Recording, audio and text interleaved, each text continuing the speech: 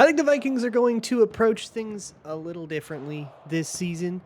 They're going to do some Kyle Shanahan stuff, but what is Kyle Shanahan stuff? Let me go deep on some X's and O's for you on the Locked On Vikings podcast.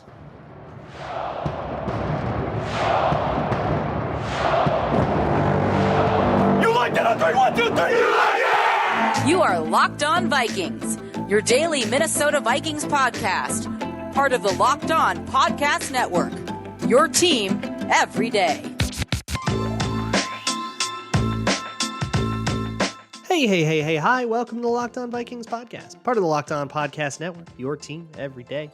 As always, I'm your host, your pal, and the kid you copied off in math class. My name is Luke Braun. You can find me on Twitter at Luke Braun NFL. You can find the show on Twitter at Locked On Vikings. Thank you so much for making Locked On Vikings your first listen of the day. Each and every day, you can find this show wherever you find your favorite podcasts, as well as YouTube if you're into that, or even Amazon Fire or Roku. Just download the Locked On Minnesota Sports app. Today's episode is brought to you by FanDuel Sportsbook, official sportsbook of the NFL. Make every moment more. Visit FanDuel.com/LockedOn today to get started. We're going to go deep today. This is going to be an X's and O's podcast if you're into more draft stuff or whatever. Don't worry, we got plenty of that, so come on back if that's not your thing. But I do think that this is really important to understanding what kind of players the Vikings are going to be into on the offensive side of the ball, which will inform their draft strategy and the rest of their free agency strategy, and of course, how they approach the season, how they have approached the season. So you've probably heard a lot, especially from this show. I've been harping on it a lot, that, hey, what the Vikings have done so far suggests a more Shanahan-esque approach to this season. And you know, they signed Josh Oliver to a deal that, even after you consider that the third year of that deal is insanely fake, that the first 2 years of the deal equal out to $13 million over 2 years, 6.5 per year average, with some signing bonus spread out to ease the pain. That's a pretty good investment for a backup tight end. And TJ Hawkinson is up for an extension. They have hinted that they are pretty into extending TJ Hawkinson. That could be up to $15 million a year. So they could be spending upwards of $20 million a year on two tight ends. That probably means they're going to run some two tight end, right? Those guys should probably both be on the field if they're paying that much for those guys. And then, of course, C.J. Ham, while his cap hit went down this year, they did reaffirm their commitment to having a fullback. If you remember this time last year, we were kind of going, well, I don't know, are they going to use a fullback, or maybe they'll take it into camp and see if they like the package. But then they signed, I want to say it was Jake Bargas again, a backup fullback in camp. And it's like, okay, well, no, they just like plan to have first team, second team, 21 personnel packages. That means they're probably installing it. So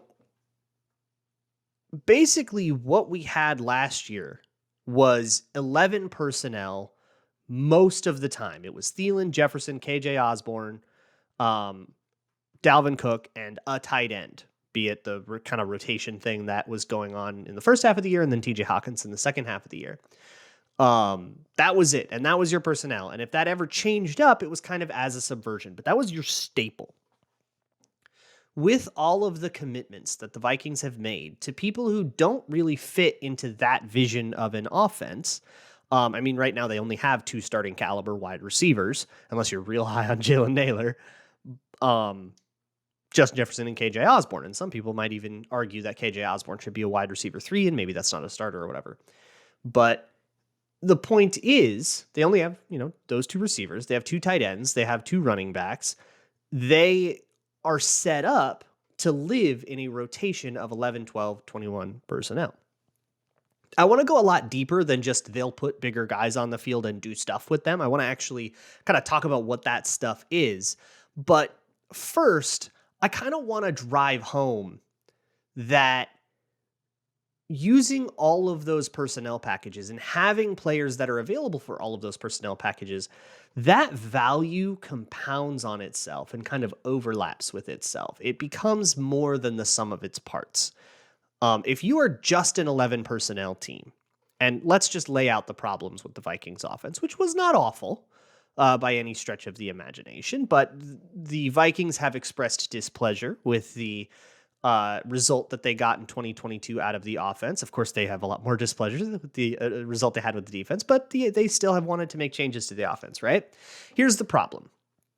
If you run 11 personnel all the time,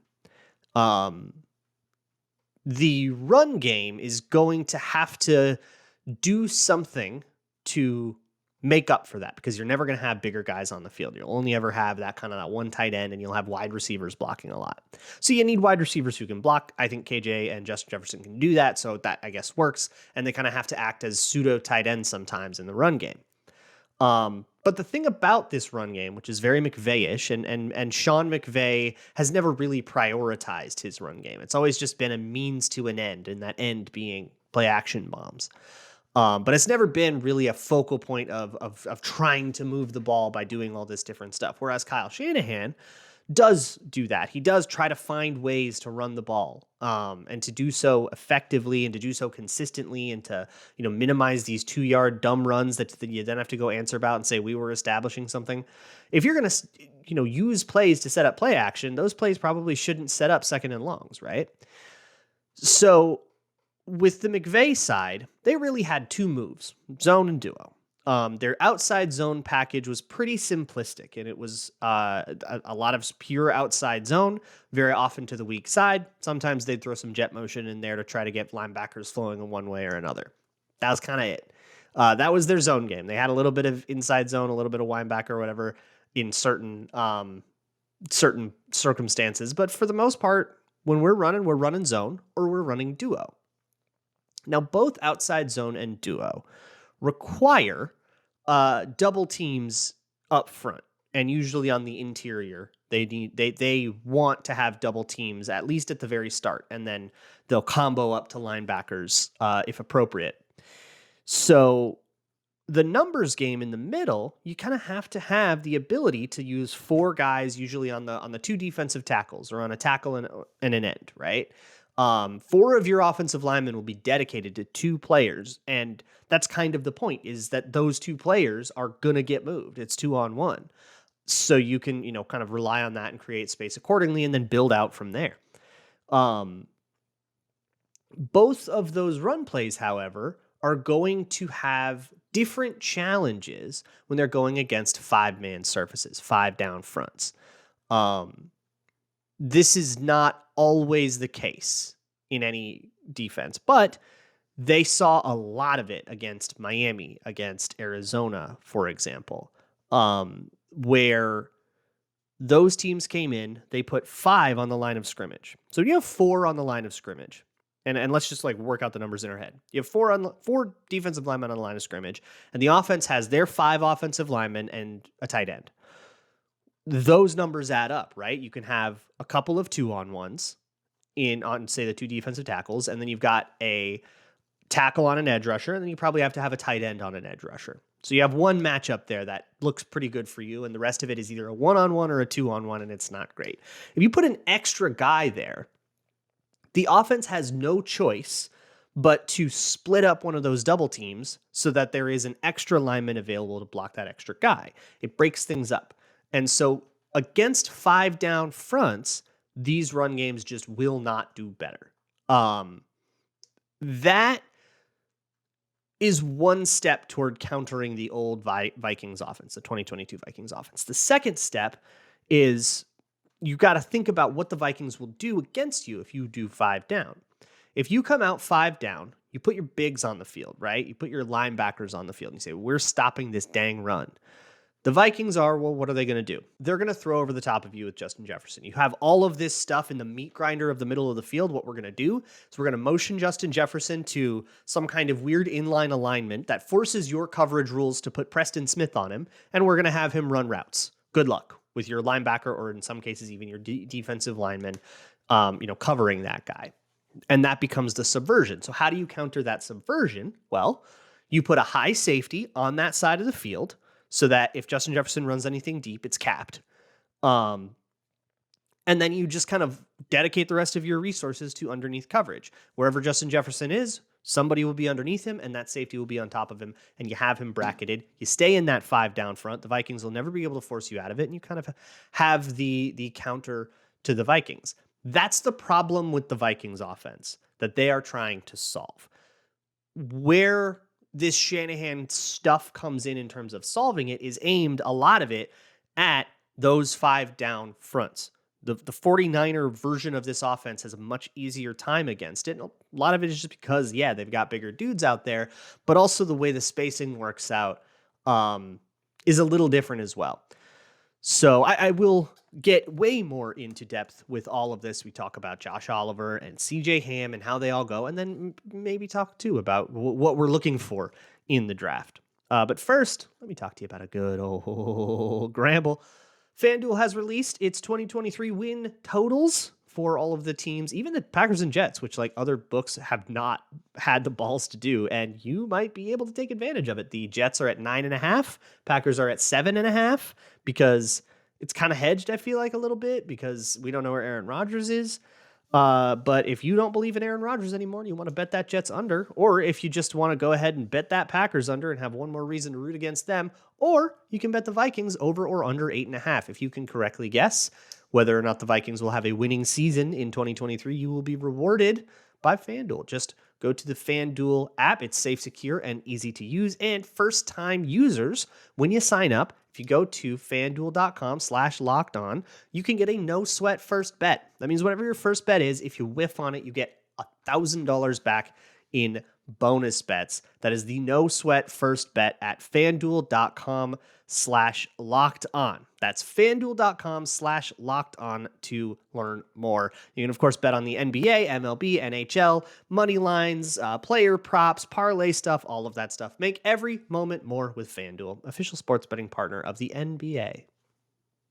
Thanks so much for making Locked On Vikings your first listen of the day.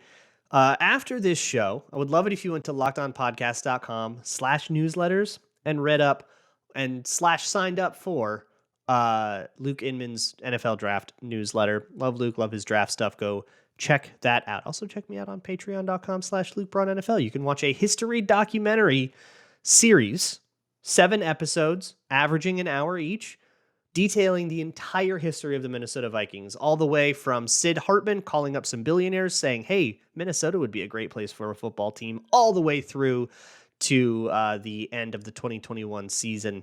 It aired right before 2022 as Kevin O'Connell was taking over. You can enjoy that. Let's move on. So if you can play cover 2 to Justin Jefferson's side, and if you have the personnel to reliably stay in a 5-down world, you can get away with, and this is how Miami forced the Vikings to have like 10 first downs, and they struggled with this throughout the season, especially in some of those blowout games down the stretch, like Packers and Cowboys and stuff. If you can pull those two things off, you have an answer to a lot of the cool stuff the Vikings did. That was the issue. In particular, I want to go over too how that cover 2 thing really beats one of the Vikings' favorite staple concepts, and that is choice. I talked about choice a lot headed into the season. It was a very important thing to understand if you're going to understand the Vikings offense. And it's just on one side of the field, usually the weak side of the field. So the one with fewer players. The outside player will run a clear out route, and that guy does not have to be a wide receiver. That guy was C.J. Ham sometimes. And the point was kind of to make that guy a player that you don't really need to be a major part of the passing concept, like a running back or a tight end, and to kind of run that guy on a deep route and force them to use one of their premier secondary defenders covering a tight end. You would end up with stuff like Jair Alexander on C.J. Ham. Sometimes C.J. Ham got doubled doing these kinds of things. So you have that guy run a clear out route. And just a through go route down the sideline against cover 2, that is going to occupy the deep safety. But against, say, quarters, which quarters is probably the most common coverage in the NFL right now. That and cover 4, right? You are taking that cornerback and you're forcing him to go deep. And if you think about quarters on the weak side of the field, just like envision it, Madden style, you've got your 2 deep zones on that side of the field, and you have 1 underneath zone. 2 deep, 1 underneath.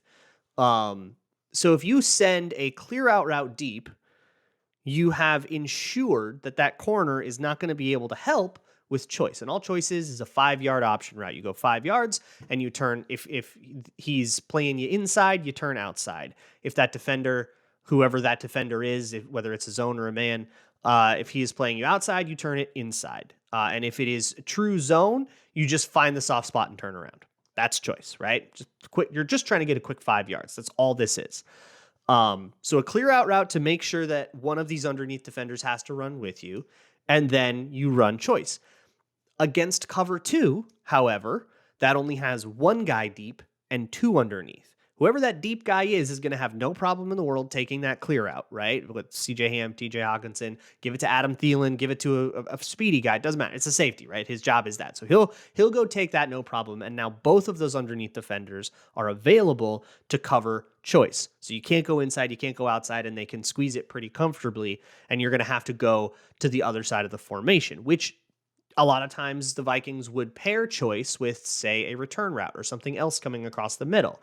If the linebacker who is, if somebody really squeezes that choice route from Justin Jefferson and really follows it, vacating a whole bunch of the middle of the field, theoretically you want a short route going over the middle of the field, and you can just have Kirk Cousins kind of read that and say, hey, if they squeeze it really hard, the return should be there.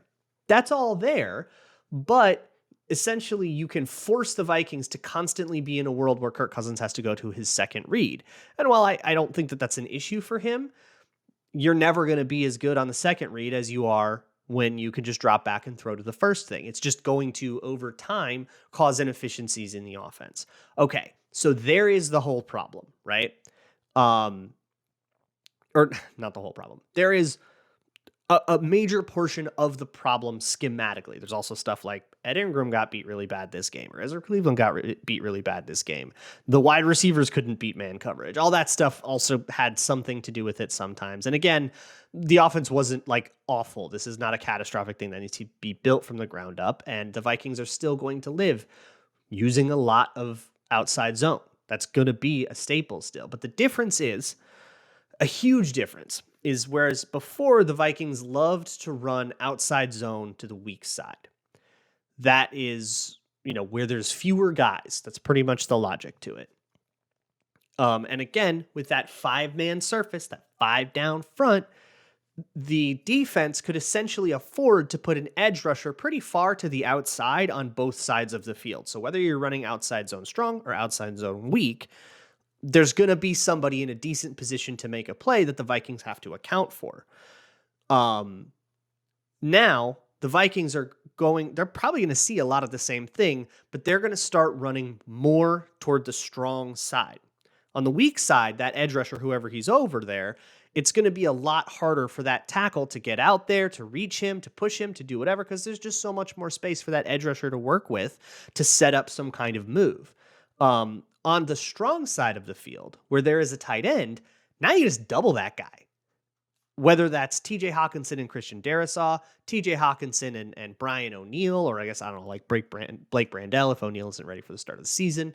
You got a 2-on-1 over there, and you can now run outside zone to that side. The typical counter to this is for teams to walk one of their linebackers, the Sam linebacker, because he's on the strong side, down to the line of scrimmage and essentially get that uncovered man back, get that advantage back. So the way Shanahan deals with that is say, all right, you bring an extra guy, I bring an extra guy. I will motion somebody across. And now it's a matter of who do you want that person to be going up against that Sam linebacker. For Shanahan, it is a second tight end. And sometimes it's a second tight end and a fullback. Let's go 22 personnel. And we will have a fullback and a tight end double team that linebacker. Now we have a double team on the edge rusher and a double team on the linebacker. And you have already committed too many defensive resources. And now we're going to run outside zone. And he generated a ton of explosives that way. Just forcing defenses to stretch way too thin. And essentially just like hardline brute force. You cannot get through this without someone defeating a double team. Hope your linebackers can beat double teams. And hey, a lot of guys just can't. That's the world of outside zone strong. But fixing that choice problem is also something a little bit more pressing, right? What are their staples now? And it doesn't change a lot, but it tweaks enough where they can kind of get paid off for using all these extra big guys that aren't necessarily as dynamic of receivers in the pass game. So we still have that to sort of go over. So if we can solve the idea of a 5-man surface by going into 12 personnel and typically having one tight end on either side, and whoever's on the weak side will motion over, and now it's 2 tight ends on the same side, and you start doing double teams with that, right? Maybe with a fullback or maybe not. The key thing here, though, is this is a staple run, which means they're going to use it a lot if I'm right about this and they actually do the Shanahan thing. And in that staple run, that means the tight end, whether or not he can defeat the linebacker on a block, is going to decide the result of a lot of run plays. So let's make sure that dude can block. And they went out and got what some people would argue, a lot of people would argue, was the best blocking tight end in football last year. I think understanding that their plan is outside zone strong with tight ends motioning over helps to explain the Josh Oliver signing a lot. And then you can also go into 21 personnel, go into a totally different looking formation and essentially run the same play, but instead of a tight end motioning over, you just have C.J. Ham as a lead blocker. And now you can kind of run the same concept from a whole bunch of different looks. Keep the defense on its heels while you continue to do some of the same stuff. And what the defense has to do to deal with that is going to be a lot more drastic than what they have to do to deal with when you run zone weak all the time and you use a lot of choice, right? If teams before, all they had to do was kind of bring a linebacker down to the line of scrimmage and make sure you kept a safety over the top so that they couldn't kill you with Justin Jefferson. Now, taking a linebacker and bringing it down to the line of scrimmage isn't good enough. And the goal here is to force the defense to take a safety and put him in the box. That's always what it's been for 45 years of football. That has been the goal of a lot of this run game stuff. If you can run the ball formidably enough over the course of a season, over the course of a game, whatever, theoretically, you can get more single high coverages. That's what you want. You want single high coverages. It's not about setting up play action. It's not about selling fakes better. That is part of it. But really all that is, if you have a tight end motioning across a lot because you're running a lot of outside zone, well, now you run play action slide where that tight end motioning across is something that looks like a run play. And the shape of your run plays determine the shape of your pass plays. There's like a near 1-to-1, or your play action plays. There is a 1-to-1 correlation of that. It has nothing to do with the frequency of run and pass. So get the run pass ratio crap out of your mind. That's not how it works. The point is the plays should look like each other. That's good offensive architecture. But the real goal here is to be able to force the defense to say, okay, if you do not bring this safety down and into the box to kind of, again, be the extra guy because, my linebacker just cannot beat Josh Oliver on his own. We need another guy, and this guy keeps getting into space. Like the situation it sets up, if you hand it to your running back and that running back gets into space because everybody won all their blocks that I was talking about, that safety becomes the guy responsible for making the tackle. And if he is late to stuff, if he isn't a total superhero, then you have to give him a head start by bringing him closer to the line of scrimmage. And if you bring him closer to the line of scrimmage, he now cannot play over the top and cap everything you do with Justin Jefferson. To further stress things, and one thing about this Kyle Shanahan offense that I think I've noticed that is really important to understand is there is a ton of redundancy. A lot of his play designs, and I'm also taking this, I should probably cite my sources here, but a lot of these play designs have 3 different things going on, all aimed at solving the same problem. So if one of them fails, the other 2 won't, and that problem is going to stay solved, damn it. That's part of this sort of Shanahan ideology. And the pass game sort of, I'm going to say this, don't freak out. The pass game comes second to the run game in a sense. Not in ratio, not in frequency. I don't care if you run the ball 8 times and pass it twice or vice versa. Stop paying attention to that. That's not what matters. What matters is the run game is set up to succeed, and the pass game is set up to look like the run game. And that is how you create a successful pass game, is make it look like the run game. So you have the opportunity, like in San Francisco, when the guy motioning across the formation to eventually block the strong side linebacker is George Kittle.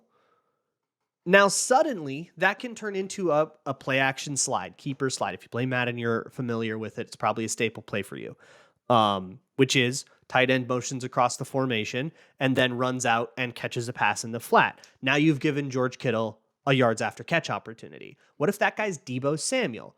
What if that guy's Kyle Juszczyk? What if that guy's Christian McCaffrey and you have two running backs on the field? Now you can kind of see how Shanahan's offense is set up to give after catch opportunities and, just get the ball in the hands of your best dude, right? That's the goal.